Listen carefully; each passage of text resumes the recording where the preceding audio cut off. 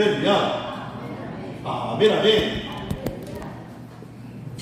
여러분 하나님 사랑하십니까? 여러분 하나님 사랑하십니까? 정말입니까? 진심입니까? 그러면 누가 나를 사랑하는 자냐? 누가 하나님을 가장 사랑하는 자일까요? 여러분 요한복음 14장 21절을 한번 찾아보세요. 요한복음 14장 20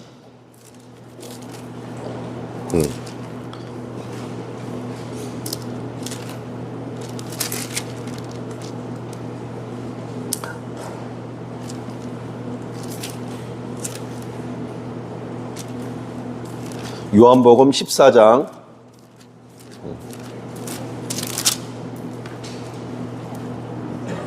21절 한번 읽어보세요. 찾으신 분 한번 큰 소리로 읽어주세요.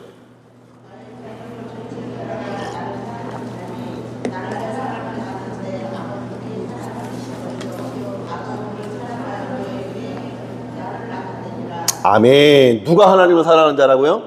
하나님의 계명을 가지고 지키는 자라야 나를 사랑하는 자다. 나를 사랑하는 그 사람을 나도 사랑할 것이고 또 내 아버지도 그를 사랑하여 그에게 주님의 사랑을 나타내 보여주실 것이다. 약속하고 있는 거예요. 아멘입니까? 네. 하나님의 말씀을 사랑하고 그 말씀을 가지고 지키기 위하여 몸부림치는 우리 패스웨이 교회의 온 성도들 될 수 있기를 주님으로 축원합니다. 계속해서 믿음의 전신갑주, 하나님의 전신갑주에 대해서 살펴보고 있습니다. 우리가 이 성경 시리즈 공부를 하면서 우리 마음에 깊이 새겨야 할 한 가지가 뭐냐면 내가 지금 전쟁터에 있다라는 사실만 인식해도 의미 있는 시간이라고 생각합니다.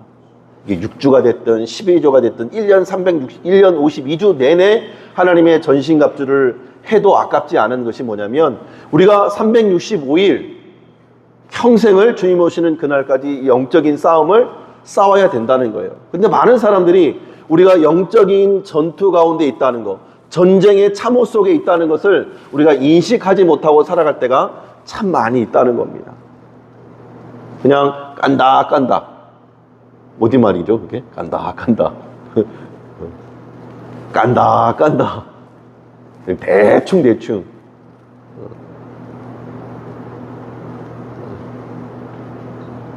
사라지면 살고 안 사라지면 말고 그런 식의 신앙생활이 아니라는 거예요. 그래서 우리 직분자 교육을 통해서 배웠잖아요.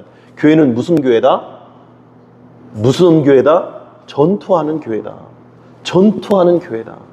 교회가 누구다? 예수 그리스도를 주로 시인하고 고백하는 우리 믿음의 성도 한 사람 한 사람인데 이 믿음의 교회가, 믿음의 성도가 전투하는 성도, 전투하는 교회로서 성경이 말하고 우리에게 가르쳐주고 있다는 사실이에요. 아멘입니까?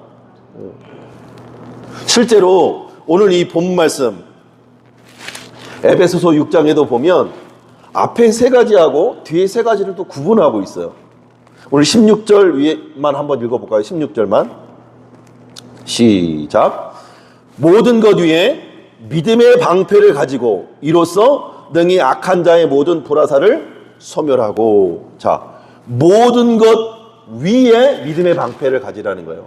앞에 세 가지, 진리의 허리띠, 의의 호심경, 평안의 복음에 준비한 것으로 신고 있는데 이 세 가지 위에 무엇을 더하라는 거예요. 전쟁을 생각해 보면 여기 그림도 있지만 이제 허리띠나 이 믿음의 갑옷이나 신발 같은 경우는 전쟁을 하면 계속 칼싸움 합니까? 계속 다다다다 총싸움 합니까? 잠깐 휴전 상태가 있죠. 그때에도 허리띠는 풀지 않고 전쟁 장구는 하고 있습니다. 언제 적의 공격이 올 때 흉배도 옷은 기본적으로 갖춰 입는 거예요. 신발 마찬가지. 그러니까 기본적인 거예요. 진리의 그리스도로 옷 입고 나의 의가 아니라 그리스도의 의로 방패막이를 삼고 평안의 복음의 신, 흔들리지 않는 내가 예수 그리스도를 믿는다, 하나님을 믿는다라고 하는 그 믿음과 그 신앙 안에서 주어지는 평강 안에 내가 단단히 서 있는 것, 세상의 빛으로 소금으로 내가 그리스도인으로 굳게 서서 내 자리, 믿음의 자리, 신앙의 자리를 지키고 서 있는 것. 이거는 군인으로서 영적인 전투하는 교회로서 그냥 항시 갖추고 있어야 할 장구예요. 그런데 이 모든 것 위에 믿음의 방패를 쥐고 또 손에 칼을 들고 구원의 투구를 쓰고 전쟁 가운데 나가는 것은 또 다른 문제라는 거예요. 그러니까 우리가 신앙 안에 예수 그리스도를 믿는 신앙인으로 영적인 군사로 전투하는 교회로서 존재는 할 수 있어요. 그런데 전쟁 안 할 수도 있어요. 영적인 싸움을 안 하고 그냥 신앙생활 할 수 있다는 거예요. 그리고 우리가 이거는 오늘 말씀을 공부하기 전에 우리 마음에 한번 담아두고 있을 필요가 있어요. 여러분, 군인에게 어떤 군복이 가장 영광스러운 군복일까요? 저는 군악대를 나와가지고 의복이 많았어요. 행사 의장복도 있고 밖에 나가는 왜 하얀색 머리부터 발끝까지 하얀색 백색으로 된 양복도 있고 파란색 일상복도 있고. 근데 군악대에서 제가 기억나는 게 뭐냐면 맨날 다림질하는 거예요. 다림질. 지금도 제가 다림질을 잘합니다. 그래서 군악대에서는 뭐라고 말하냐면 옷을 만든다고. 옷을 만든다. 근데 지나고 보니까 군인으로서는 모르겠어요. 기본적인 자세, 행사 나가고 행사 부대로서의 정체성을 갖기 위해서 항상 깔끔하고 정갈한 모습을 취해야 되니까 그걸 훈련시키고 가르쳤는지 모르겠지만 지나고 보면 실제 전쟁에서는 좀 불필요한 내용이 아닌가라는 생각이 들어요. 실제 전쟁에서는 총 쏘고 낮은 포복을 하고 산을 넘고 하면서 군복이 많이 헤어지겠죠. 닳겠죠. 훈련을 많이 하면 많이 할수록 훈련복이 많이 닳을 겁니다. 심지어 뻥꾸도 나고 찢어지기도 할 겁니다.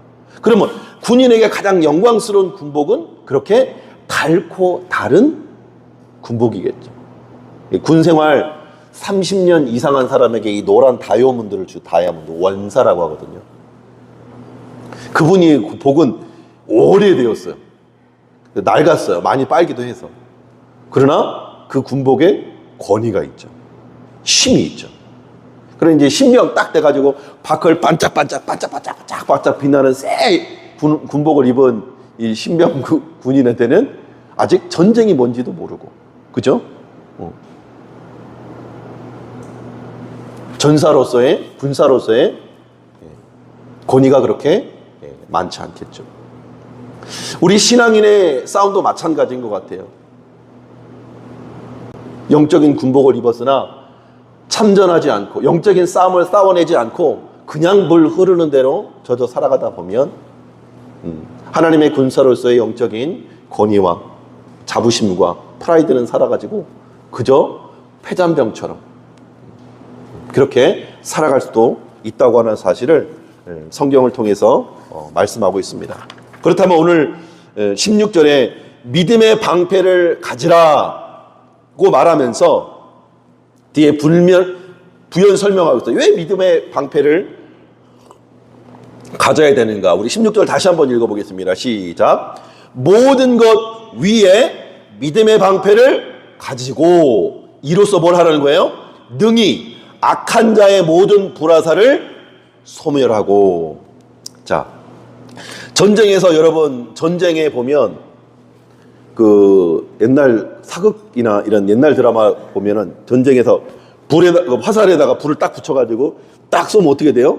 적에게 맞을 뿐만 아니라 옷에 막 붙어가지고 이게 그 건물들을, 그죠? 성을 지키는 성의 건물들 다 불태워 없애버리잖아요. 그죠?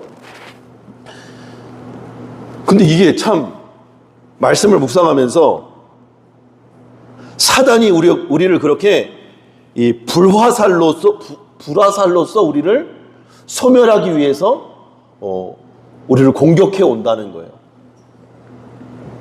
그런데 문제는 우리 신자들이 이 사단 마귀의 공격이 들어왔어요. 사단의 이 화살이 마음에 확 박혔어요. 그런데 이거 활활 타오르고 있는데 그걸 믿음의 방패로 딱 막아내서 튕겨져 나가게 해야 되는데 이걸 맞아가지고 이걸 묵상하고 있는 거예요. 불화살. 이 독화살이라고 그러죠. 상처 주는 말을 독화살이라고 하잖아요. 그럼 독화살이 딱 맞았을 때 이거를 빨리 떨어버려야 되는데 내 안에 그리스도에 대한 사랑, 하나님에 대한 믿음이 확고하게 서 있을 때는 이것이 아무 문제가 되지 않아요. 자존감이 서 있을 때는. 근데 내 자존감이 약하고 내 마음이 약해 있을 때는 이 불화살이 나를 완전히 태우는, 심지어 자살에도 이르는, 말 한마디에도 그런 엄청난 아픔을, 위해를 가하기도 하는 것이죠. 그렇다면 이 불화살을 누가 쏜다고 성경은 말합니까? 사탄, 마귀, 공중 권세 잡은 자들이 이 화살을 쏜다고 말하는 거예요. 그런데 여러분에게 질문할게요. 적들이 공격에 올 때에, 전쟁을 할 때에 약한 부분을 공격합니까? 강한 부분을 공격합니까? 자, 1번 약한 데부터 공격한다. 아니다. 그래도 핵심 시설을 파괴해야지. 강한 데부터 공격한다. 솔직히 이거는 질문이 틀린 거예요. 싸울 때는 약한 부분을 파고 들어갑니다. 근데 약한 데만 치고 빠지려고 전쟁을 하는 건 아니잖아요. 적의 허점을 뚫고 들어가서 핵심 심장, 수장을 죽이고 이 전쟁을 완전히 승리로 이끌기 위해서, 그죠? 약한 데를 통해서 들어갈 뿐이지 결국은 적의 핵심 인물, 핵심 왕, 핵심 지도자를 죽이려고, 그래서 승리를 거두려고 이 전쟁과 싸움을 하게 되는 것이죠. 약한 데를 들어가지만 결국 그 전쟁에서 그를 완전히 무너뜨리고 승리하기 위해서 이 전쟁을 한다는 거예요. 그런데 많은 믿는 성도들이 어떻게 생각을 하느냐면 이 사단으로부터 공격을 받으면 마치 내 안에서 무언가 일어나는 것처럼 생각한다는 거예요. 내가 믿음이 약해서, 내가 육신이 약해서, 내 상황과 환경이 안 좋아서, 마치 내가 이 화전을 맞을 만한, 이 불화살을 맞을 만한 어떤 결함이 있다고 생각한다는 거예요. 그러나 성경은 그렇게 말하지 않는다는 겁니다. 우리가 이것을 분명하게 먼저 선을 그어놓고 생각을 해야 돼요. 내 안에서 무엇이 일어나는 게 아니라, 예를 들면 불화살을 쐈는데 딱 맞았어요. 근데 내가 내 마음의 믿음의 집을 초가집으로 지어서 그런 거야. 잘 타는 나무로 지어서 그런 거야. 내가 반석으로 짓지 못해서 그런 거야. 내가 빨간 벽돌로 지었으면 이런 화를 안 당했을 텐데. 자꾸 나에게만 초점을 맞추더라는 겁니다. 그래서 사단이, 악한 대적 마귀가 나에게 화살을 쐈다는 것에는 집중을 하지 않고 내 안에 무엇이 연약해서, 내 안에 뭐가 잘못이 있어서 이 화살을 맞았다라고 생각한다는 거예요. 여기서 가장 큰 문제가 뭐예요? 상대방이 나를 공격했다는 사실을 놓치고 내 안에서부터, 약한 것으로부터 이 불이 타오르게 되었고 화를 자초하게 되었다라고 자꾸 생각하게 만든다는 거예요. 그래서 사단이 우리를 공격하게 되면 어떻게 했냐면, 그래, 나는 어리석으니까, 나는 아직도 멀었다, 나는 신자도 아닌가 봐 하고 자기를 비하하고 자책하고 자괴감에 빠진다는 거예요. 그런 일들이 언제 자주 일어나느냐? 매일의 일상 속에서, 특별히 우리 1년에 1독 하잖아요. 1년에 1독 하잖아요. 하는 분들도 있고 또 가다가 또 실패한 분들도 있어요. 그죠? 아니면 나는 이거 말고 그냥 하루에 그냥 한 장씩 읽는 것도 힘들어. 그래서 하루에 한 장씩 읽는 사람들도 있고. 그런데 여러분 경험해 보잖아요. 성경만 펴면 뭐가 와요? 성경만 펴면 뭐가 와요? 졸음이 와요. 다른 분들은 안 오나 봐요. 성경만 보면 눈이 반짝반짝이나 봐요. 성경만 오면 졸음이 오고 어떤 경험을 하게 되냐면 성경을 읽으면 자꾸 딴 생각이 들어올 때가 있어 또. 그리고 그거에 또 핸드폰이 카톡이 딱 올리면 또 이게 거기에 또 빠져서 그게 유튜브로 연결이 되고 쇼츠로 연결이 되고 뭐 성경은 온데간데 없고 하루에 한 장, 두 장, 세 장, 네 장, 다섯 장을 읽어야 되는데 그 분량을 못 채우는 거예요. 딴 생각하느라고. 그리고 어떨 때는 집중이 안 돼서 계속 앞절만 묻는 거야. 태초에 하나님이 천지를 창조하시니라. 땅이 혼돈하고 흑암이 공허하며 그 넘어가야 되는데 태초에 하나님이 천지를 창조하시니라. 태초에 하나님이 천지를 창조하시니라. 계속 반복할 때가 있어요. 저도 그럴 때가 있거든요. 성경을 쭉 읽는데 앞에 부분이 자꾸 이게 생각이 안 나는 거예요. 그럼 다시 또 처음부터 읽어요. 또 읽다가 쭉 읽다가 또 기억이 안 나. 그래서 또 앞으로 또 다시 반복적으로 읽는 경우들이 있는데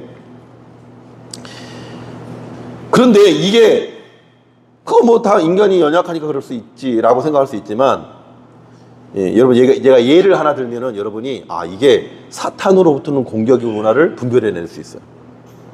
어떻게 하느냐면 여러분 그 인터넷을 딱 켜면 막 가십 이 헤드라인 뉴스들이 딱 뜨잖아. 관심 갈 만한 누가 뭐 불륜을 저질렀다. 누가 뭐 100억대, 몇백억대 뭐가 당첨이 됐다. 뭐 아무튼 좀 약간 뭐라고 해야 되나 가십거리, 손흥민 탈락됐다. 뭐 이렇게 이야기를 하면 이렇게 딱딱 찝잖아요. 그 클릭하고 졸음이 오는 사람이 있습니까? 그럼 가십적인 뉴스를 클릭할 때 여러분 졸음이 옵니까? 여러분 쇼츠 오는데 집중력이 흐려집니까? 한두 개만 보겠다는 게 한 2시간, 3시간을 봐도 집중력이 흐려지지 않아요. 그죠? 왜 그래요? 그때는 사단이 공격하지 않는 거예요. 그냥 내버려 두는 거예요. 왜? 자기가 좋아하는 일 하니까. 그냥 그때는 내버려도 얼마든지 그 속에서 헤어나지 못하기 때문에 그냥 내버려 두는 거예요. 근데 하나님의 말씀을 묵상하고 하나님의 뜻을 알고 하나님의 뜻대로 행하는 길은 사단이 좋아하는 길이에요? 싫어하는 길이에요? 싫어하는 길이에요. 방해할 수밖에 없는 거예요. 공격할 수밖에 없는 거예요.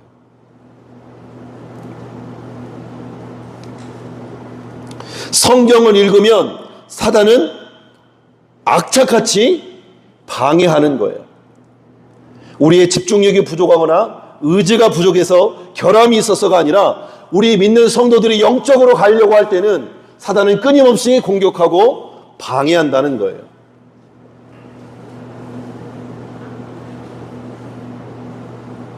심지어 하나님의 말씀을 묵상할 때뿐만 아니라 이 사단이 우리를 공격하고 불화살을 쏠 때는 형태가 있어요. 한 3가지로 볼 수 있는데 첫째는 의심입니다. 의심이 들어오게 해요. 이게 진짜인가? 전능하사 천지를 만드신 하나님이라는데 왜 나는 이번 시험에 학원도 안 가고 주일 하나님을 예배했는데 어떻게 성적이 이렇게 안 나올 수가 있지? 하나님이 전능하시다며.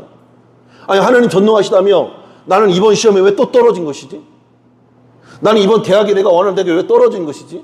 나는 왜 또 질병에 걸린 것이지? 하나님에 대해서 자꾸 의심하게 만든다는 거예요. 그리고 그 의심에 빠뜨려서 자꾸 그 질문 안에서 뺑글뺑글 돌면서 믿음 자체를 잃어버리게 만드는 결과들을 낳게 된다는 거예요. 내가 예수 믿는 것이나 불교에서 연보를 드리는 것이나 차이가 뭐지? 그렇게 의심하게 만든다는 거예요. 근데 우리 자녀들이 가끔 요즘 초등학생들도 그런 걱정을 하더라고요. 야, 너는 초등학교 4학년인가? 너는 커서 뭐 해 먹고 살 거야? 초등학생들의 질문이 그거래요. 어느 날 어느 자녀가 부모님한테 질문을 한 거예요. 엄마, 아빠, 인생이 뭐야? 인생이 뭐야? 근데 그 질문에 대한 답이 있습니다. 그게 뭔지 아세요? 이 대답을 하면 자녀가 자기 자리로 돌아가요. 더 이상 인생이 뭐냐 사색하거나 거기에 빠져서 함몰돼서 시간을 낭비하고 낭비하지 않을 수 있어요. 어떤 대답인 줄 아세요? 너 숙제했어? 너 숙제했어? 그 한마디면 된다는 거예요. 지금 인생을 고민할 때가 아니고 지금 학생은 학생의 신분으로서 맡겨진 공부를 다 하면 되는 거예요. 그죠? 그 하루하루를 살아내다 보면 인생이 뭐 대학에도 떨어졌다가 또 붙었다가 직장에 떨어졌다가 직장에 붙었다가 자격증 시험에 떨어졌다가 또 붙었다가 하면서 인생을 배워나가는 거죠. 우리 믿는 성도들은 하나님의 말씀을 통해서 그 실패의 의미가 뭔지 또 붙었을 때의 의미가 뭔지를 말씀을 통해서 하나하나 배워나가는 거예요. 지금은 성경 공부, 학교 공부를 최선을 다해서 감당을 하는 거예요. 신자로서 마찬가지입니다. 성경을 읽을 때 자꾸 의심이 들어오잖아요. 두려움이 몰려오잖아요. 근심이 몰려오잖아요. 그것을 뒤로 하고 지금 해야 될 일을 하는 겁니다. 성경을 읽다가 딴 생각이 들어와요. 그러면 그것을 단호하게 예수의 이름으로 물리치고 성경을 끝까지 그날 한 장을 읽어야 되면 한 장을 읽어내시고 1년 1독 분량을 읽어내시면 반드시 읽어내십시오. 그리고 5장을 읽으려면 5장을 읽어내시고 10장을 읽으려면 10장을 읽어내시고 읽어야 될 본문을 완수해 내십시오. 그것이 이 대적마귀, 의심을 주고 생각에 빠지게 하고 혼돈에 빠지게 하는 사단 마귀로부터 벗어나는 길이라는 거예요. 그것이 믿음의 방패를 사용하는 거예요. 아멘입니까?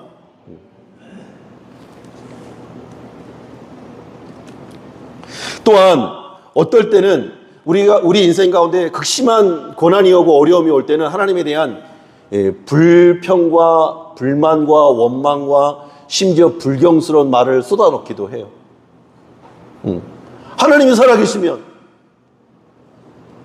우리 전사님도 저 한번 저기 병원에 입원했을 때 하나님 내 동생 가만히 두면 죽으면 가만 안 둬. 가만 안 있을 거야. 때때로 우리가 하나님에 대해서 그렇게 원망하고 불평하고 함부로 할 때가 있다는 거예요. 근데 이거는 우리 평범한 일상을 사는 성도들뿐만 아니고 기독교 역사상 수많은 업적을 남기고 역작들을 남겼던 이 성자들도 마찬가지라는 거예요. 이런 형태의 사탄의 불화살을 맞고 불경건한 생각, 하나님에 대해 모독적인 생각이 들었던 적도 있었다는 겁니다.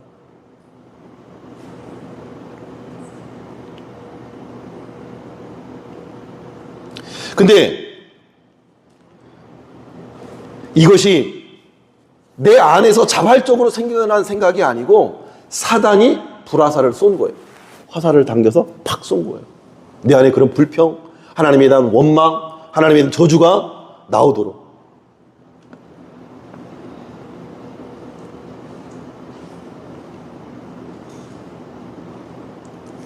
그때 우리는 어떻게 되느냐? 부자롯을 맞았을 때에 외국에도 그런 욕이 있잖아요. 오 마이 갓 이렇게 외치기도 하고 갓댐이라고 얘기도 하고, 그러니까는 제기랄이라고 하는 이런 탄식처럼 터져나온 이 순간적인 이 하나님에 대한 불경건한 욕들도 사단이 그들을 공격하고 있는 거예요. 그러면 그런 생각이 들어왔을 때 우리는 어떻게 해야 되냐? 얼른 회개하고 돌이키는 거예요. 하나님, 이건 내 본심이 아닙니다. 어리석고 철없는 죄인의 비명소리고 외침입니다. 하나님, 나를 긍휼히 불쌍히 여겨달라고 실수해서 바로 돌이킬 필요가 있대요. 우리 조선님도 그때도 바로 회개했죠. 바로 돌이켜서 회개했다고. 하나님 잘못했어요. 이제는 뭐로 나가냐면 결국은 회개를 나가요. 하나님 잘못했어요. 제가 잠시 시작하겠어요. 제 위치를 망가겠어요. 라고 회개하고 돌이키는 거예요. 사탄의 불화가 왔을 때 즉시로 그걸 물리치고 돌이키는 태도가 필요하다는 겁니다. 그 다음 세 번째로, 첫 번째는 의심이고, 두 번째는 하나님에 대한 불경건한 외침, 비명소리, 또 세 번째는 가장 본능적인 것에 충동을 받는 거예요. 성적인 유혹, 또 허영심과 사치, 때로 우리 제일 많이 넘어지는 게 뭐냐면 혈기.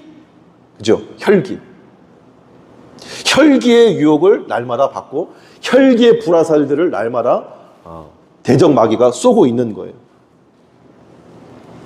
자기도 모르는 사이에 어떤 일을 하나님 앞에 하나님의 일을 하고 봉사를 하고 하나님 앞에 쓰임 받으면서 온유하고 겸손하고 온유하고 오래 참음으로 또 하나님이 이렇게 해야 되는지 여쭙고 이것이 하나님의 뜻인지 여쭙고 행하는 것이 아니라 여태껏 해왔던 신앙의 경력을 빌미로 해서 하나님께 물어보지 않고 그냥 확 혈기를 내버리는 거예요. 근데 이 혈기는 누구도 빠졌던 유혹이냐면 모세도 빠졌던 유혹이에요. 모세도.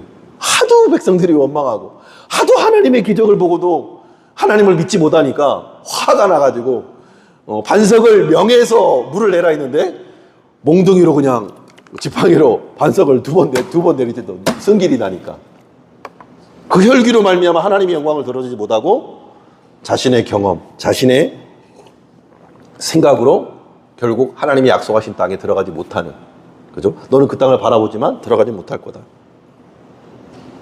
모세도 저질렀던 실수인 거예요. 모세도 하나님 말씀을 청종하고 하나님 앞에 바로 서 있지 않으면, 늘 깨어 있지 않으면 모세도 넘어졌던 불화살이라는 거예요.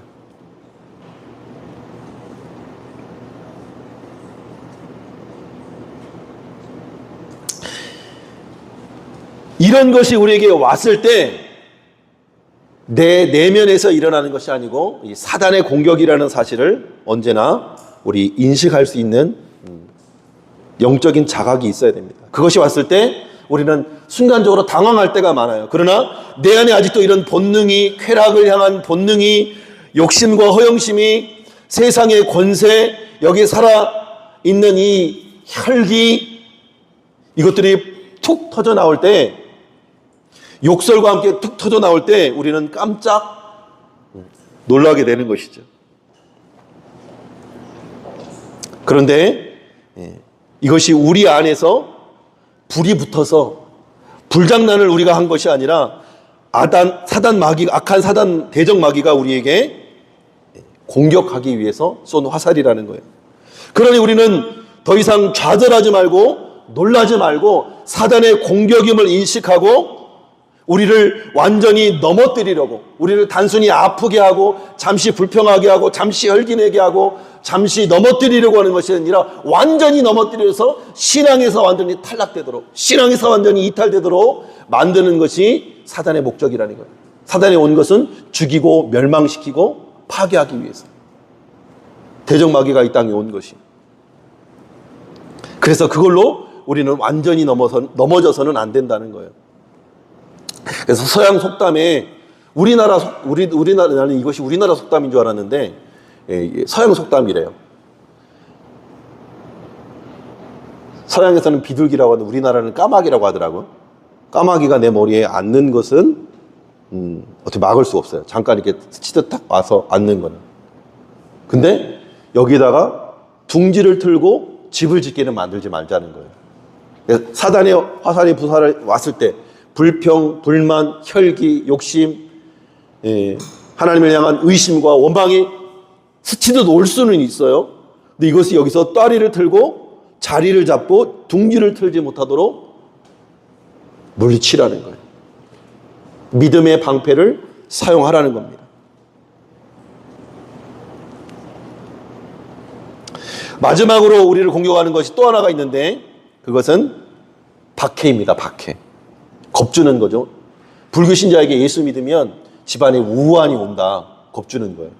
네가 예수 안 믿다가 예수 믿었기 때문에 너에게 질병이 오고 네 안에 우환이 오고 고통이 오는 거야 라고 겁을 주는 겁니다. 겁박하는 겁니다. 이것도 불화살 중에 하나예요.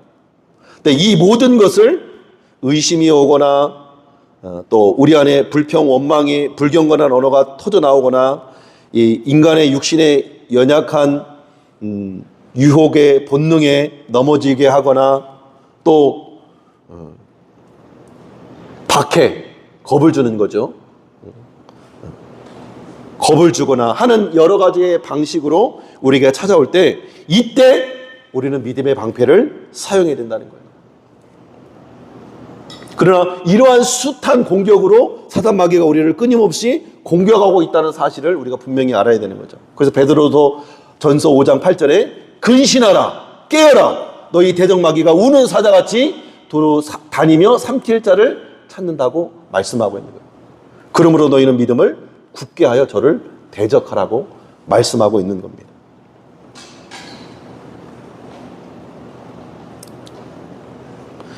근데 이것을 이기는 믿음이 우리의 믿음이 아니라 우리는 믿는 우리의 믿음에 연약한 것에 자꾸 집중을 하는데 우리는 우리 믿음보다도 우리가 믿는 대상에 초점을 맞춰야 되는 거예요.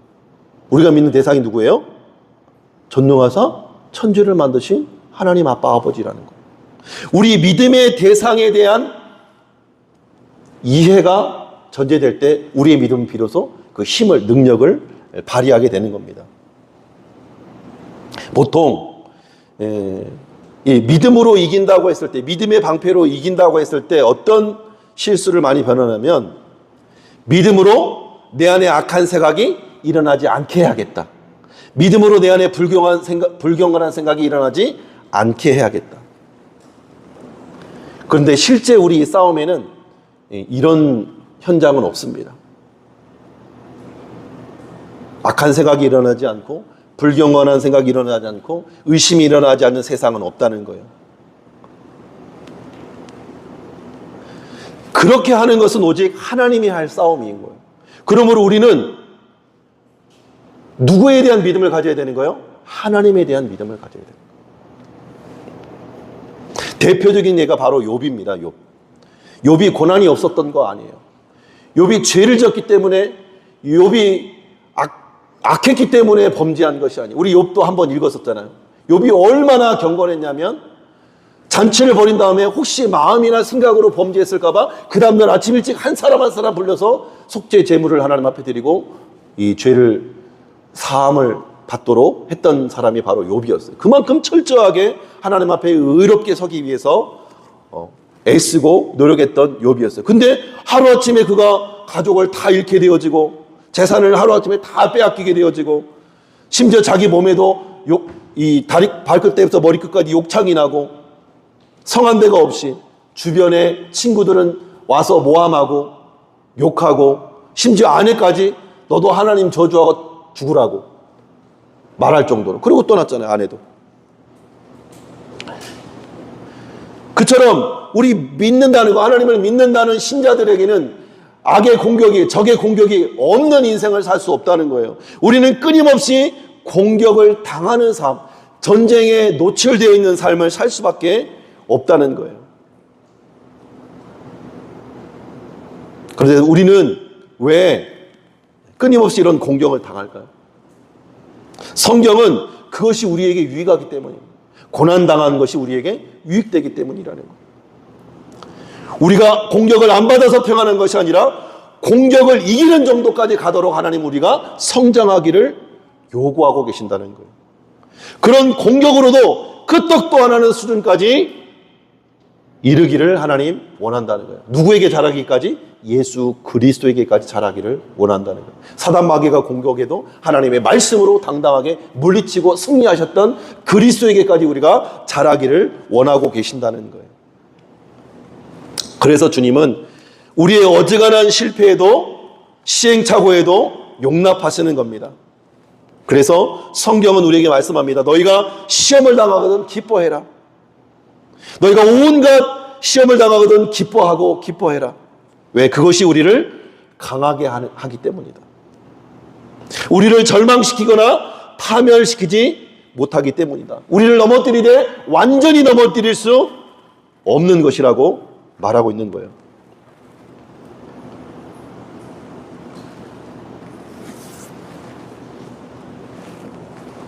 그래서 우리의 싸움이 어디에 있느냐?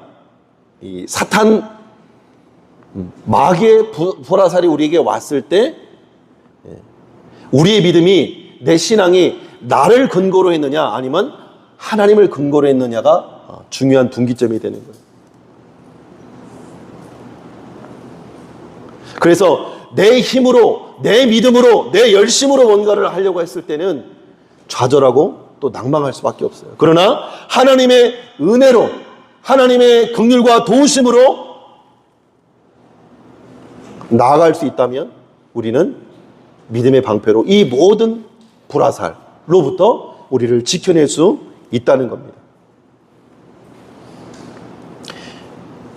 우리가 누구를 믿으며 무엇을 믿느냐? 우리는 전능하신 하나님을 믿는 줄 믿으실 축복합니다.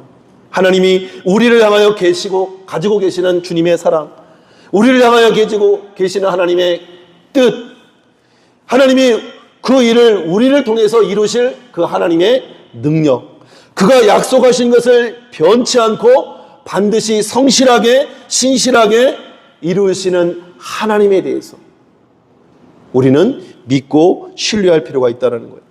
그래서 우리가 때때로 넘어지고 실패할 수 있죠. 때때로 우리가 하나님을 의심하고 때로 불평하고 때로 원망하고 때로 그런 유혹들에 넘어질 수 있습니다. 그런데 그때 우리는 뭐라고 말해야 되냐면, 사단이 끊임없이 우리의 죄를 가지고 우리를 공격해 올 때, 그래, 나는 넘어졌어. 따라서 해볼까요? 그래, 나는 넘어졌어. 그러나 나는 내 힘으로 서 있지 않고 주님이 나를 업고 계셔. 그렇게 고백할 수 있어야 됩니다.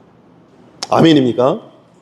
우리의 못난 것, 우리의 죄 있는 것을 끊임없이 고자질하고 우리를 넘어뜨리려고 할 때 그것으로 넘어지지 않는 것이 우리 믿음의 방패라는 거예요. 나는 내다리로 서 있지 않고 주님 품에 안겨 있다. 나를 넘어뜨리려면 주님을 먼저 넘어뜨려야 나를 완전히 넘어뜨릴 수 있다. 나를 빼앗아가려면 하나님을 무너뜨리고 그리고 나를 빼앗아가라. 말할 수 있어야 된다는 거예요. 그게 믿음의 방패라는 거예요. 네가 나에게서 더러운 생각을 일으켰냐? 너는 그렇게 할 수 있다. 그러나 나는 거기에 나를 팔아먹진 않겠다. 나는 더러워도 나를 품고 있는 주님이 더럽지 않기 때문이다. 나는 그분의 용서, 그분의 십자가 사랑으로, 그분의 피 흘리심으로 나는 용서받았기 때문이다. 어찌 보면 이 믿음의 방패는 나의 어떠함을 신뢰하고 믿고 의지하는 게 아니라 나는 약하고 연약함을 인정하는 것부터 시작해요. 나의 믿음 연약함, 나의 실패와 좌절을 인정하고 무엇으로 방패를 삼는 거요? 예수 그리스도로 방패를 삼는 것이죠.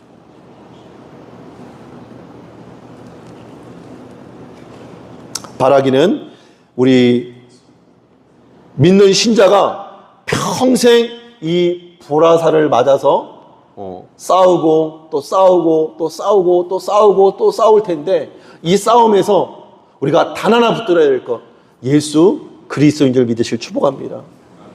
네가 아무리 나를 공격해도 나는 예수 그리스도를 믿는 믿음에 서 있다, 담대하게 말할 수 있어야 되는 거예요.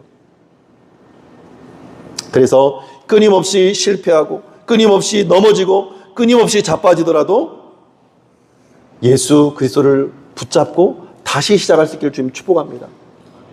가장 쉬운 예로 여러분이 매일 성경을 읽다가 실패하는 순간이 있을 거예요. 또 놓치는 순간이 있을 거예요.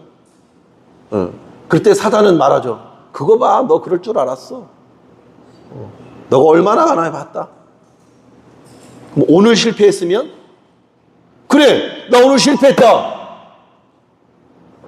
아니, 나는 어제 실패했다. 그런데 오늘은 나는 다시 시작할 거다. 그리고 다시 성경으로 나아가는 겁니다. 어제 기도하다가 실패했어요? 그럼 오늘 또 다시 한번 하나님 결단하는 거야. 나 어제 실패했다. 오늘 하나님 앞에 또 나아간다. 하나님이 나를 이끌어 주실 것이다. 그렇게 하나님을 믿음으로 한 걸음 한 걸음 나아가는 겁니다. 바라기는 하나님의 사랑과 은혜를, 긍휼을 근거로 하여 주 예수 그리스도를 더욱더 붙잡으시는 저와 여러분 될 수 있기를 주님을 축복합니다. 하나님의 사랑을 근거로 하여, 십자가의 보혈과 예수 그리스도의 구속 사역을 근거로 하여 여러분이 흔들릴 수 없는, 다 태움받을 수 없는, 완전히 소멸될 수 없는 그리스도 위에, 그리스도의 반석 위에 여러분의 믿음이 세워져서 어떠한 사단의 공격이 와도 담대하게 일어설 수 있는 저와 여러분 될 수 있기를 주님의 이름으로 축복합니다. 축복합니다. 기도하겠습니다.